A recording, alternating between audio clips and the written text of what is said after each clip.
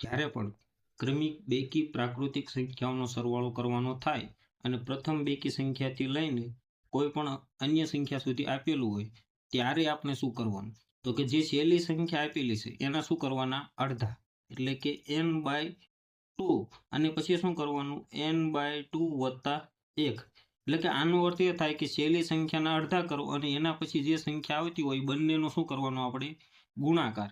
તો અહીંયા 46 છે તો 46/2, 46/2 વત્તા 1, એટલે કે શું થયું? 46, 23 દુ 46, 23 દુ 46, 23 ગુણ્યા 23 ને કેટલા થશે? 24.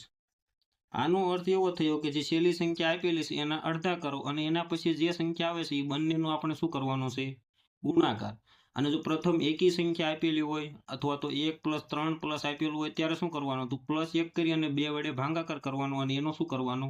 વર્ગ. પરંતુ અહીંયા શું આપેલી છે? બેકી સંખ્યા.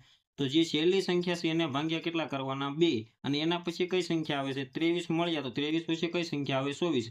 એ બંનેનો શું કરવાનો થશે? આપણે ગુણાકાર. તો 23 નો વર્ગ કેટલો થશે? 23 નો વર્ગ કેટલો થશે? 529 અને વત્તા 23.